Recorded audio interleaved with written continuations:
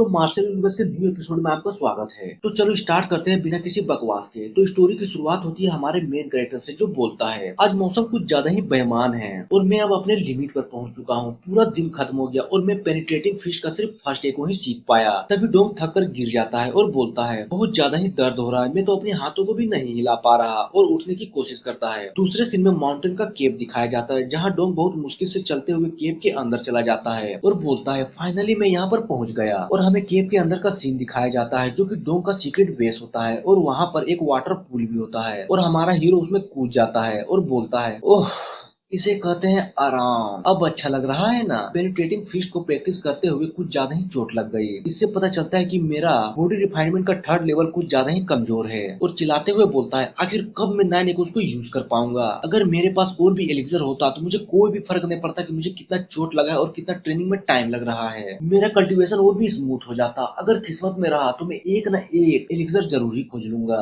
और ये बोलकर डोंग सो जाता है और जैसे ही वो सोता है उसके ब्लड की कुछ बूंदें पूल में गिर जाती है जिससे पूल में रिएक्शन होता है और धीरे धीरे पानी का कलर चेंज होने लगता है और पूल कुछ ज्यादा ही गर्म हो जाता है। मेन कैरेक्टर भी लाइक, अरे बेंचोर गर्म है, और वहां से भागकर बाहर निकल जाता है और हांफने लगता है। डोंग बोलता है, अचानक ये इतना गर्म कैसे हो गया, क्या हो सकता है कि पूल हॉट स्प्रिंग बन गया हो। तभी डोंग अपने शरीर को देखकर चौंक जाता है और बोलता है, अरे वाह, मेरी सारी इंजरीज तो हील हो गई और दर्द भी सारा चला गया। वो थोड़ा चौंकते हुए बोलता है, लेकिन मुझे फील हो रहा है कि मेरा स्किन कुछ ज्यादा ही सख्त हो गया है और शायद मेरा लेवल अप भी होने वाला है। पर मैं तो आज ही बॉडी रिफाइनमेंट के थर्ड लेवल पर गया और इतनी जल्दी फोर्थ लेवल पर आखिर कैसे। तभी सोचता है, क्या आज मैंने कुछ अलग खाया था जिससे मेरी ट्रेनिंग में हेल्प हो गई। लग तो नहीं रहा, आज ऐसा क्या डिफरेंट हुआ मेरे साथ। तभी वो सोचता है, क्या किमतांग का खाना हो सकता है।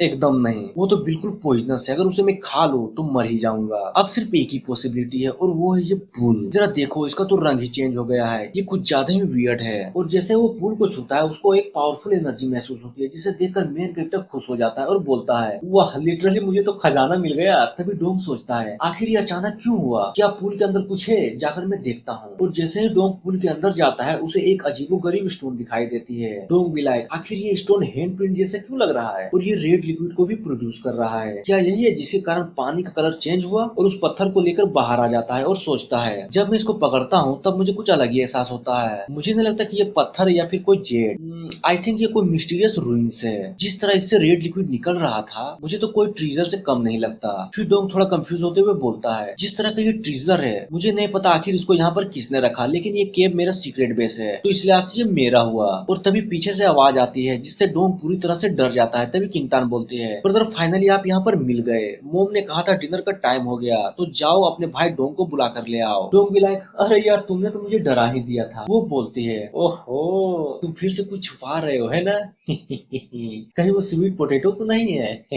चलो लाओ मुझे दे दो। वो बोलता है, बिल्कुल भी नहीं। फिर सीन चेंज होता है और हमें रात का सीन दिखाया जाता है जहाँ वो स्टोन चमक रहा था और हमारा मेन कैरेक्टर खुद को अलग ही दुनिया में पाता है। वो बोलता है, आखिर ये कौन सी जगह है। तभी कुछ महसूस होता है और उसके पीछे उसका ही क्लोन बाहर आता है। डोंग बोलता है, आखिर तुम कौन हो, एक मिनट, क्या ये मैं हूँ। तभी वो क्लोन ट्रेनिंग करने लगता है और डोंग बोलता है, ये तो पेनिट्रेटिंग फिस्ट है। और वो क्लोन एक एक करके 10 एक उसको प्रोड्यूस कर देता है। ये देखकर डोंग बोलता है, फादर ने तो कहा था पेनिट्रेटिंग फिस्ट सिर्फ 9 एक उसको प्रोड्यूस कर सकता है, लेकिन ये तो 10th कर रहा है। ओह माय गॉड, ये तो खतरनाक है। मुझे सच में नहीं पता था कि ये सब कैसे हो रहा है। तभी सीन चेंज होता है और डोंग भी क्लोन के साथ ट्रेनिंग करने लगता है और मन में सोचता है, ये फिस्ट की तकनीक मेरे फादर के मुकाबले कुछ ज्यादा ही परफेक्ट है और ये ऊपर से मेरा ही क्लोन है। और इतना ही नहीं, ये बिना थके लगातार उस फिस्ट को यूज करे जा रहा है। अगर मैं इसके मूवमेंट को फॉलो करूं तो मुझे यकीन है कि मैं पेनिट्रेटिंग फिस्ट को जल्दी मास्टर कर पाऊंगा। अब मैं फोर्थ एको को प्रोड्यूस कर सकता हूँ, लेकिन अच्छा यही रहेगा कि मैं थोड़ा और कोशिश करूँ। तभी डोंग चिल्लाते हुए उठ जाता है और सोचता है, क्या वो सपना तो नहीं था। तभी स्टोन की ओर देखकर बोलता है, मैंने ये तकनीक कल ही सीखना स्टार्ट किया और आज मैं पेनिट्रेटिंग फिस्ट के 5 एको तक पहुंच चुका हूँ। मुझे नहीं लगता कि इतने स्पीड से कोई भी सीख सकता है। और मन में सोचता है, वो मिस्टीरियस ड्रीम तब आया जब मैं उस स्टोन को पकड़कर सो रहा था। ये कोई नॉर्मल बात नहीं है, ये तो एलिक्सर के मुकाबले कुछ ज्यादा ही तगड़ा है। एक personal professional martial art trainer, ये स्टोन तो कुछ ज्यादा ही अच्छा है।